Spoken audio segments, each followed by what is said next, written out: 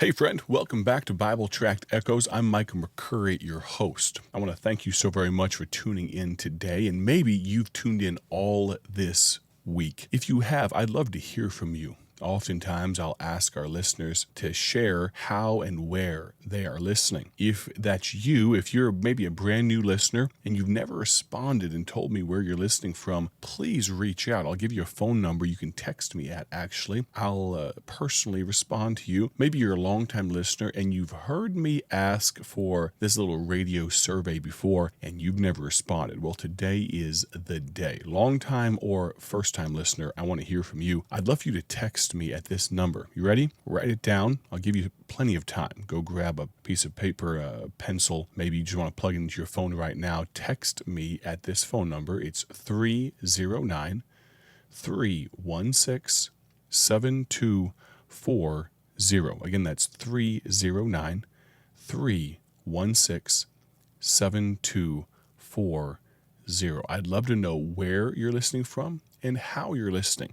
What radio station, what podcast, how are you listening to the broadcast today? Regardless of how you are listening, we are going to conclude a message that I've been sharing this week titled, What's It Gonna Take?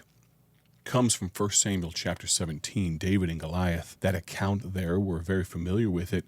But think about this, Goliath, before he was confronted by David, the Philistines' champion Goliath came out and challenged God's people.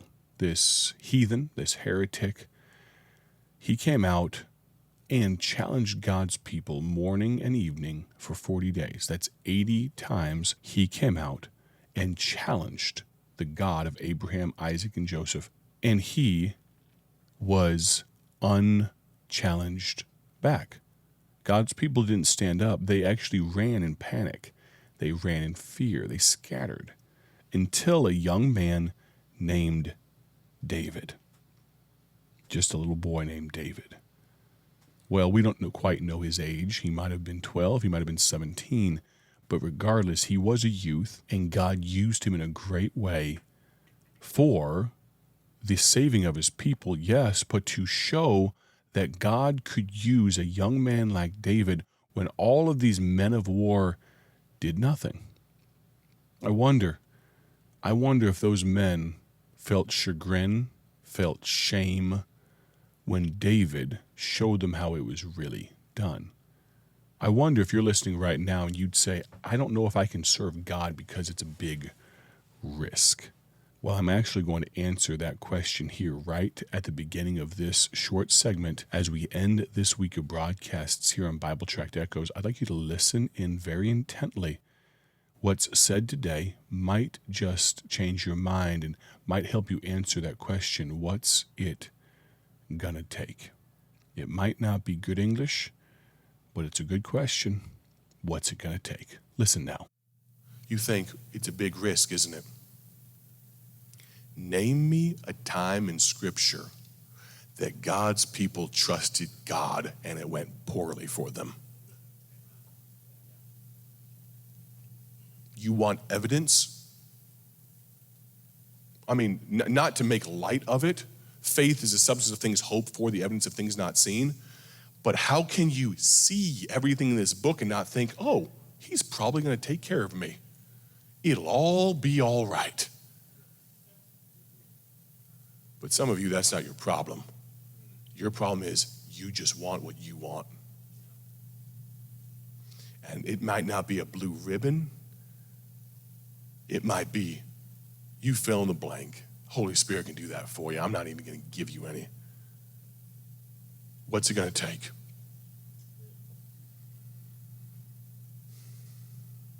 Joel chapter 3, don't turn there, just listen. Joel chapter 3 and verse 14. This verse can often be misquoted. The context is such that there's this valley of decision where God is going to make some decisions. Sometimes it can be preached as if we are in the valley of decision. The verse says this, multitudes in the valley of decision. It's God's decision, but it's often preached as though we are in this valley making our own decisions. But multitudes in the valley of decision, for the day of the Lord is near in the valley of decision. Now, it's amazing how the Bible is always more powerful if you just preach it in context. Because if you preach it as if you're in the valley of decision and that alone, the onus is all on you. But let's move forward in history to where God has the final say and he judges the nations. Here's the point. When you get to that valley of decision, you don't have a choice anymore. Time is up. So if I can say, you are in a valley of decision for yourself tonight. Because when God's valley gets here, it's too late. There's no more chance for rewards. There's no more chance to do a kind thing. There's no more chance to obey. It's up to him what he does with your decisions to that point. But tonight, you can change the outcome of God's valley of decision by making a decision for yourself right now. And if we can put ourselves on one side of the valley of Elah, behind us we've got Jerusalem. You know, a Roman soldier back in the day, of course after the Philistines, but a Roman soldier could march about 20 miles in a day and still set up camp. Jerusalem was well within striking distance for the Philistines. We'll get our geography straightened out. It's a long way from the Philippines, all right? Jerusalem was well within striking distance. We're talking in one day they could have been laying siege to Jerusalem. And you know what the Israelites could have done is they could have stepped back and just stayed in Jerusalem and tried to defend from there. But they came out, if I can say it, to a valley of decision. And you know what you've done tonight? Whether coerced or compelled or kidnapped, you're here at Common Ground Baptist Camp. You've come out from where you normally are, and now you're faced with a decision. And here's the thing, you don't get 80 chances. You got 2 on Monday, Tuesday morning, 2 more Tuesday, 1 this morning, and here we are with another decision, and you're thinking, if I can just make God prove it to me with a blue ribbon on Friday morning, or when I get home, God doesn't. You know, America has said, and it's kind of a false statement now, but America doesn't negotiate with terrorists, you know. It feels good to say, even if it's not true. God doesn't negotiate with terrorists that want to blow up his will for them. You don't get to strap your will to your body and tell God, I'm going to walk if you don't give me exactly what I want. You know what he'll let you do? I dare ya, push it. You say, the loving God that we serve, God doesn't negotiate with terrorists. And you don't get to dictate anything to him. The gauntlet has been thrown down. The Philistine has said his piece, and he said his piece, and he said his piece. What's it gonna take? Oh, there's somebody on the outside of my row. I can't get to the altar.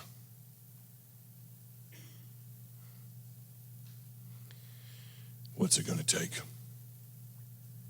I could tell you story after story. You've heard them all. William Borden, the Elliott family, those young men that died in a jungle in Ecuador, 1956. They descend by plane and land in Ecuador and are killed and brutalized by the Indians. Less than 3 years later, Elizabeth Elliott and a team goes back to the exact same place because they had an answer for the question, what's it gonna take? I don't need decision cards. I don't need amens. I just need you to answer the question that God's asking you. What's it gonna take? And my prayer from the deepest part of my soul is that if you make the wrong decision, God eats you up with it and doesn't let you rest the rest of your life. And the way I look back on a night as a 12-year-old boy at a puddle of tears, I'd like you at 27, 28, 30 to look down at a puddle of tears of your own making because you didn't make the decision tonight and think, I should have done it then.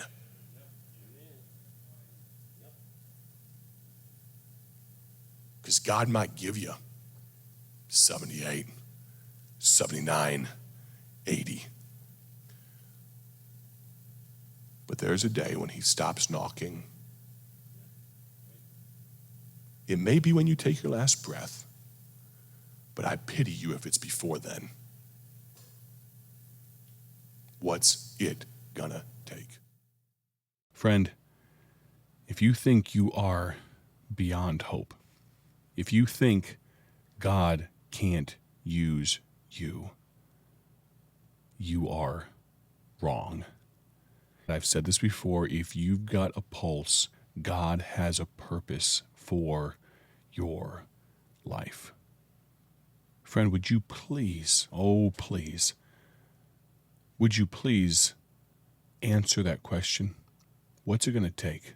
Maybe today you've heard enough that you'd say, all right, Lord, I'm going to do what you want me to do. I'm tired of doing things my way. I'm tired of living life my way. I'm going to not just surrender, I'm going to yield to you. I'm not going to look for the next opportunity to pick up arms and fight again.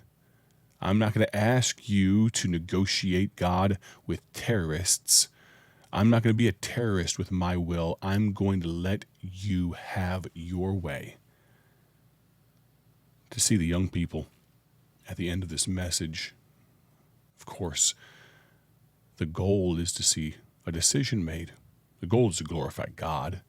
And if there's no decision made, then it must be in the Lord's plans. But to see the decisions made, to read them as they put them down on paper, to know that God did a work on the evening I preached this message. What a blessing. But maybe today you'd like to let me know of a decision you made.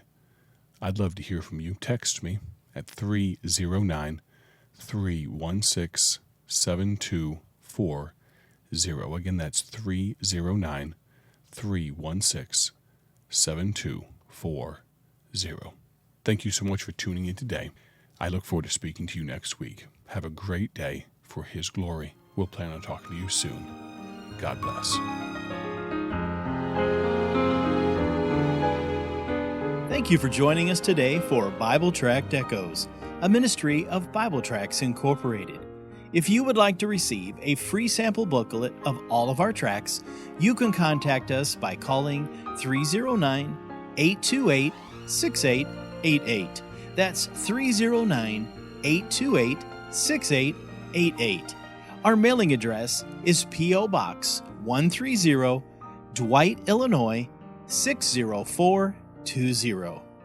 A faster way to contact us is to go to our website at BibleTractsInc.org. That's BibleTractsInc.org.